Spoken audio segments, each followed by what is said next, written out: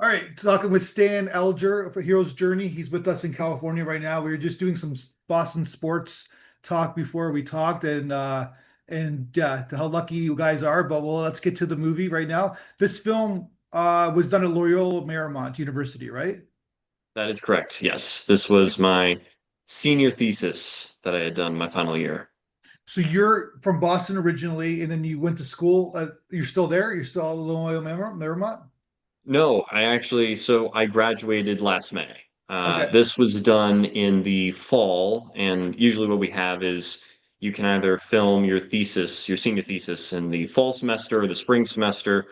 I went in the fall, and then I went through the post-production process, and then we had a school screening in the spring of the spring semester. So Okay.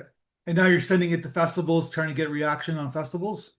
yeah, exactly. Yeah. So when I finished up the VFX and our fabulous team, once they did all the work and then we put it together and put, the fine touches on, then we started shipping it out to the festivals and yeah, now it's on the festival circuit. And so so then basically like did you have to pitch this film to your professors? Like how does this film get done? Does everybody get to make a film?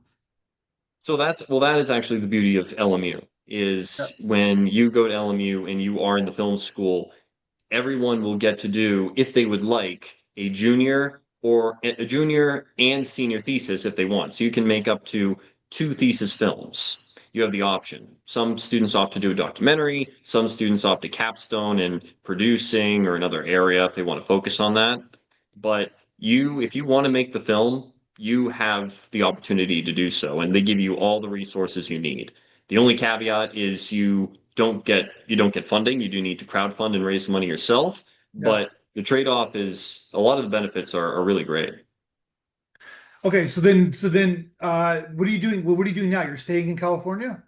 Yes, yes. I work as a video editor in Santa Monica, Oh, that's good. and yeah, no, and then I also do freelance video editing work for different clients. My growing up, I coming from my family's background, we work with my family. My mom and my dad, and their company, they work with medical surgeons. So oftentimes when I was in high school, I would do little video editing projects for them, and I've continued that through college, and that's kind of just become the freelancing work as well as just this new editing job that I have as well. That's great. Like, I know the industry is not the greatest after you graduated right now, and so Yeah, it's only going to go up, right? Because it's yeah, entertainment is entertainment, but I guess we're in a transition of distribution, as I would call yeah, it. So people are trying to yeah. figure out No, what to do. well, it's definitely a constantly evolving landscape. There's been a lot of hiccups the past couple of years. There's been, there's always that uncertainty. But my friends and I we're really trying to make it work and to motivate each other and work to make it happen. So You're in an interesting time. Let's put it that way. yeah. Yeah. So okay, so this is a kind of a meta film. Uh, Mm, so basically, you're breaking the fourth wall. You even say that in the synopsis. You're yeah. breaking the fourth wall. A young filmmaker must find his inner creative. I'm just giving the synopsis to people. Inner creative confidence and take control of his story before it takes control of the world around him. So it's Mm, kind of a Fellini-esque. I don't even know if you know Fellini, but kind of like you're in the film, even though you're not in the mhm, film. But the person who plays a version of you is looks like you. Is it fair to mm. say?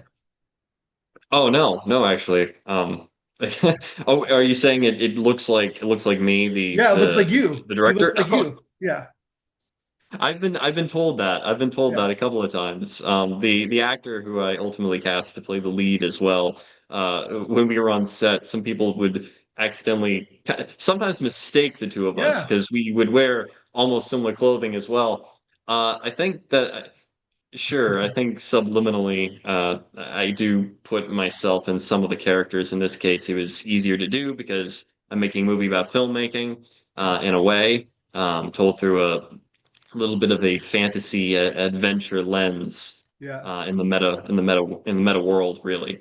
All right. But So no, I were can you I can see consciously that. aware that he looks like you, or you didn't know that until after people pointed it out?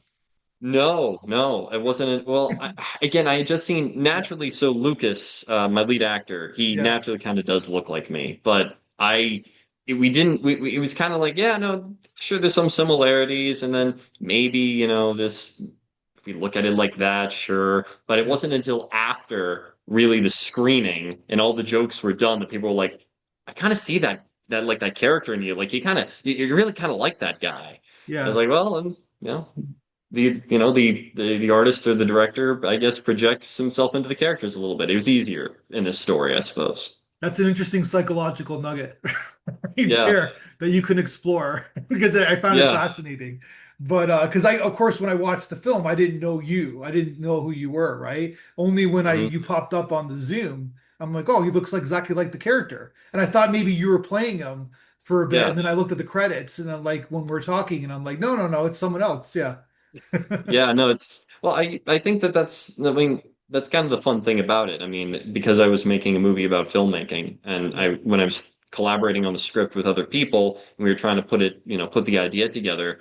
Way back when we had I put together a little writer's room for this.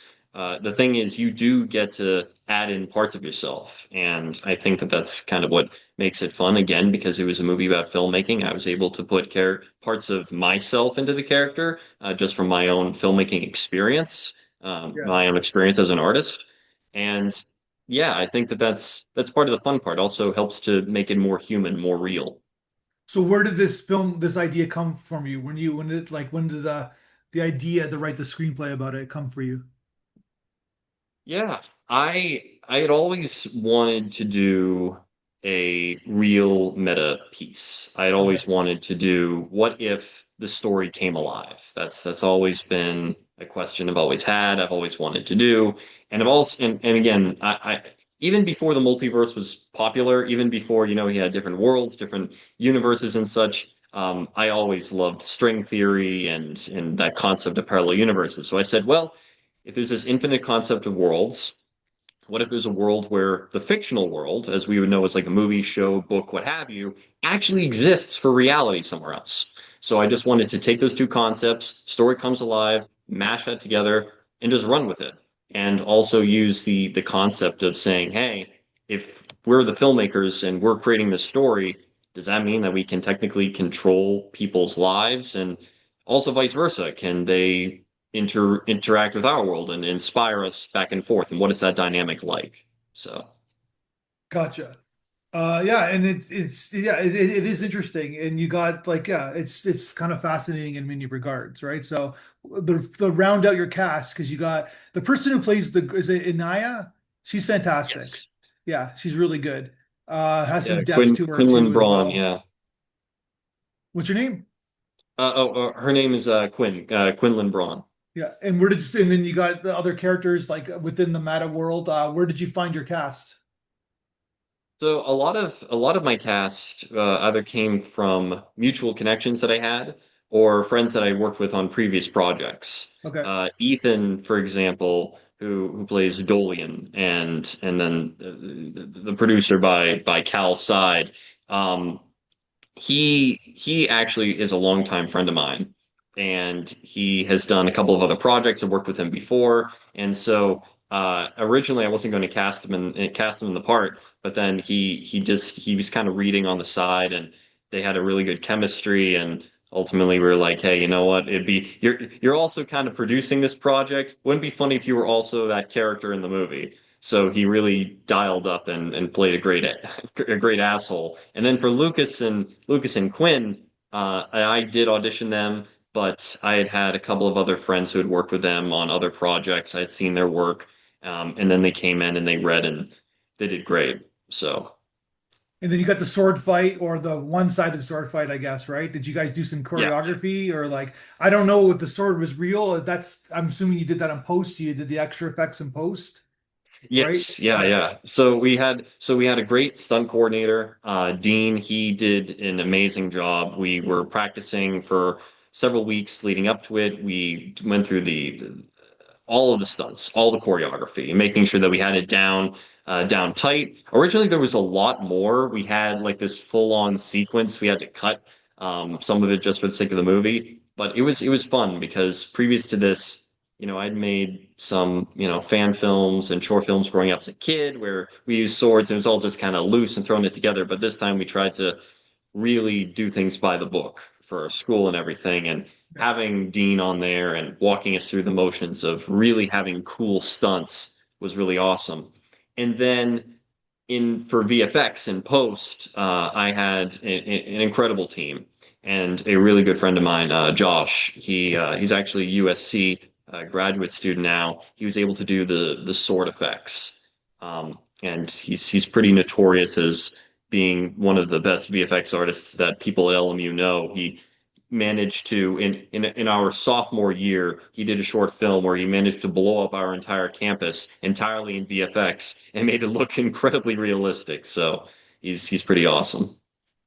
And so then was everybody in the crew, like your cinematographer, everybody was from Loyola All Marymount? of them, all of them. And yeah, even my DP Austin, he did a phenomenal job. He's Yeah. he's a DP and director in his own right. And yeah, all of us together, everyone there was LMU.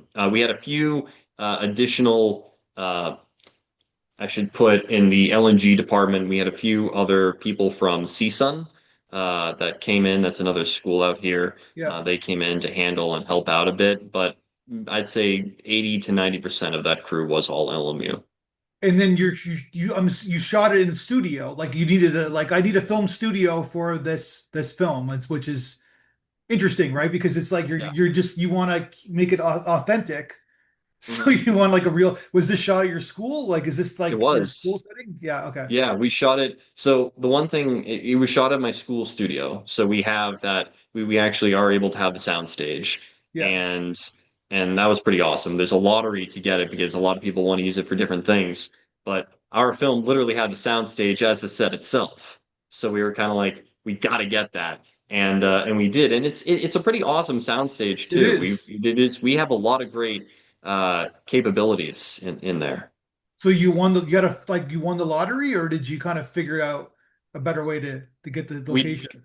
we did. We were it was one of those where as soon as the semester came around, because it's a competition, we're all, vying for Yeah. certain things to get. And I went right to my production coordinator, the head of our department there, and I was like, I need to reserve this guy. Like I got to get this locked down. So the key is to go right at the beginning of the semester, so that way you can Gotcha. call dibs a little bit. So, and you got it, yeah, because it looks great. I love like because in a lot of ways you're like I called like your. Do you have experience doing the special effects? Because like a lot of it, when you're shooting it, right? Like especially the swords scene with the I'm gonna call it the gold head guy. Um, Yeah. you're thinking fourth dimensionally, right? Like you're thinking like you're Hmm. like they're throwing something, and it's like I'm assuming that you're adding that in post, right? So you're telling Yep. the actors they gotta mimic something that's not there, I guess, right? Yep. And so we also had another friend of mine, Jack Carlson. He was our VFX supervisor, but he was on set and he was helping to coordinate what it would look like in post. So Yeah, that way, when Josh would be editing it, he would have a reference. So we had him on set. In fact, a lot of the lighting that we see in post is actually done practically. So I would tell them, I'd say, hey, you know what? Like, for example, you're going to have a release of energy right here. I yeah. need you to just be aware of that. And also, Jack, can we how are we going to frame this? He's like, all right, well, we gotta light it. We gotta set it up. We gotta set it up right. Same thing with the portal, for example. We had to go ahead and we basically took a bunch of LEDs and he created this rectangular square that served Mhm. as a reference that would ultimately be composited over in post, but was able to cast that light. So that light around the room is all practical, which really just enhances and adds to the final product. And then you got that's like really like out of nowhere shot of the cats. Yeah.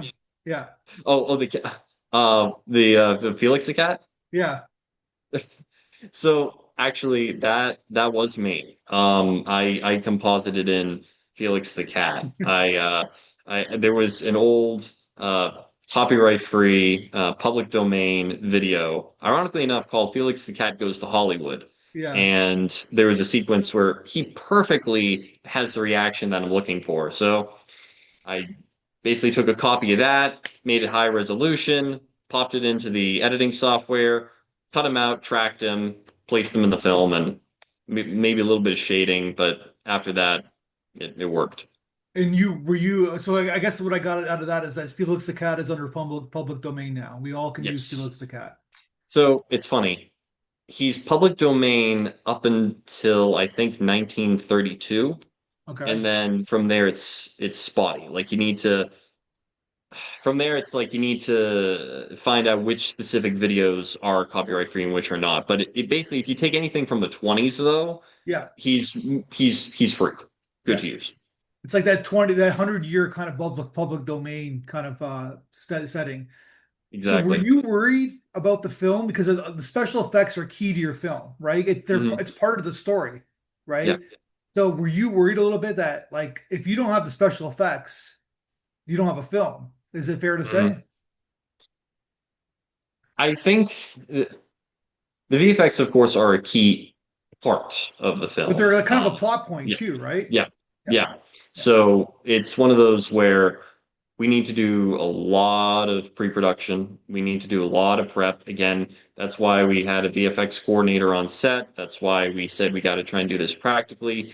We had to really be, I was always thinking ahead in terms of post. Because Yeah. as a video editor myself, I'm already thinking, all right, how are we going to cut this? What's this going to look like? I was always trying to think, like you had mentioned earlier, kind of fourth dimensionally here and projecting what is going to come next. Yeah. So yeah, it was integral. It was an integral part. So that meant just more focus. That meant more discipline on everyone's part, on all departments, and that made us for 3 days straight. We shot over the course of 3 days, where we just had to lock in and not make any mistakes. Yeah. Is there like a bigger story here, do you think, for yourself? Like I got go ahead. No, no, no, please.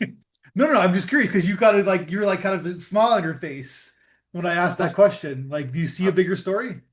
Yeah, I mean, I kind of I do actually. I had a bigger idea in mind. Most of my short films that I make are in their own way, if not outright, a proof of concept to some degree. Okay. And because I always have this bigger, it usually starts as a feature, and then I say, well, I can probably do this in a short, turn this into a Yeah. proof of concept.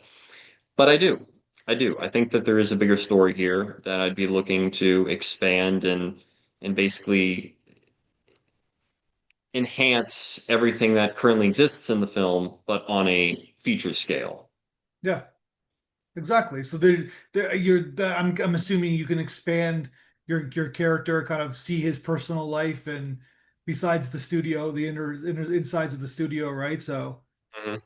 Yeah, right? and Yeah. also see his character, see his especially the dynamic and the relationship that he has with his own fictional character that he's Yeah. written with Anaya and her actor counterpart and a lot of the interworld dynamics as well and be able to explore those and see how that comes into play and affects our world. That'd be something that I really have for the feature idea. I really would explore a lot more. So you seem like a person that did a lot of playing with your toys. You even have like I don't call them toys, but you have action figures behind your back there. So Yeah. who's that right under your You just looked at who's that action figure? Oh, Oh, that's a so well, film. these are some Legos that I have. Yeah. Okay. So up here, this is a Lego film camera. Yeah. Um, and over here, actually, this is Lego Indiana Jones. This is the Ark Temple. Okay. And you So, still do the like what my son does Lego. He loves it. Like oh he's yeah, 7 and he's building like the Coliseum, the World Coliseum right now. Like, that's right? awesome. I have a classics and archaeology friend. He would love that. Yeah. That's so awesome. They Yeah, already did the no, Eiffel Tower, the Coliseum. oh wow. That's well, no, honestly, I love that. Like, have them continue to build Legos. Legos were my childhood growing up. I loved them to death. I was always trying to get into the Lego store whenever I had a chance. So I think that's awesome. It's more sophisticated now, right? Like Yeah. back in my day, they gave you a bunch of like Legos and said go play. Now it Hmm. seems like everything's designed, which is good, right? Like because you have to go Hmm. through the steps and everything like that, Yeah. right? Well, I think you're right. I think t today it's also there's a lot of adults now that have grown up with Lego. Like I for think so, instance, yeah. myself. Yeah. Yeah, like we grew up with the themed Legos, but now we're like, hey, you know what? We actually want to create genuine models out of these and keep them. It's also just it's a great pastime. It's a lot of fun. And so I think that that's why it's more sophisticated, as you put it now. So There's something about that, right? Where like even like superhero movies were done for kids. Now like the adults have like I don't know if you watch Doctor Who, but Doctor I Who was do. originally for kids. It was a kids show. And Hmm. then the kids grew up and then they just started making it more adult because they went with the generation that started watching the kids show, right? Yeah. Yeah. No, exactly. Well, I'm trying to think. So November 22nd, 1963 with William Hartnell, right? Yeah, okay. Yeah. That was that. So that I guess, well, if you look at like the Cybermen and the Daleks, it is a little bit more comical. Yeah. Actually, if I remember, I haven't watched all of Old Who, but from what I have seen, I can definitely see how it is more oriented towards the children and the kids, and if you like Tom Baker with the jelly beans, Yeah. Fourth Doctor, and all that, like I can definitely see that. Yeah, that was the concept. It was for children. It was like a Yeah, children's show, right? And it's like, but that's what's happening with like you talk about Lego. Like it's like you're yeah, going. I'm looking at these Lego sets at a toy store, and it says 18 up. I'm like, where are we? Like, 18 and up. yeah, there's Wow. some really sophisticated Lego sets, Yeah, right? Like, yeah, yeah. No, I I think the well, Taj Mahal is like 18 and up. Like it's like really like minutia, right? So, I would have been the kid that just would have gone in there and grabbed. Like of I did course, not. I would yeah, not have paid attention to yeah, ages. I just would have done that. I yeah. mean, so wait, so your son's Lego Coliseum though? I just want to ask about is Yeah. has he built that himself? Is Yeah, that he an did it official set himself. Like or it's amazing because it's like 1,300 pieces, and it wow? comes like in this huge, like almost like a novel, like a novella, Hmm. like instruction manual, and it comes out in like in like packages. So it comes out Yeah. in like 30 different packages, right? And then you just like it says open package one, and you start and you just build it. And it's like it's really like it takes like you have to get a big table like a like dining room table, whatever. And it takes like a couple weeks, and he just works on it for like an hour, a couple hours a day, and then it builds up. And then if you make one mistake, it's like a domino effect, right? You kind of have Hmm. to like tear it down and then start over again, right? So Yeah. yeah, No, that's it's it's good it's for so the much fun mind, though. right? It's really It it's is. yeah, Yeah. No, yeah, it's yeah, it's stimulating you. It's constantly have you think. I yeah. mean, I just because I have this right here, like this is the Lego Orca Oh, okay. Jaws Look set. at you, you Like got you just happen to have it. Yeah, yeah, I know seriously, it's been on my floor. I've been meaning to build it for a while now, yeah. but yeah, You could, it well, do you have does. the It time? You should stimulates do the it right mind. now. Yeah. Just start building it here on the call. But you're a filmmaker. You know what they do now, right? You basically build it, you film it, Hmm. and then you edit it, and then you put it on YouTube, and it gets that's what my son does. You watch it on YouTube, and they get hundreds of thousands of views. These Hmm. Lego building sets, right? Yeah. Yeah. Exactly. No, that's well, I mean, I used to that was another thing I did, as a kid. I still do it. I still do it. I'm a big kid.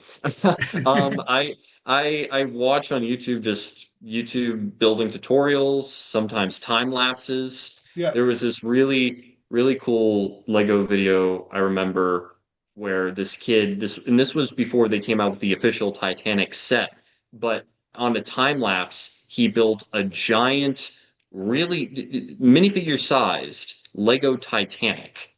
And I think it took him like about a solid 10 days to do, but he just put down his camera, he Yeah. had a little lamplight, he made a time lapse, and I just that inspired me to just say, you know what, I'm just going to go ahead and start building my own independent projects. I'm not Yeah. going to wait for Lego to release anything officially.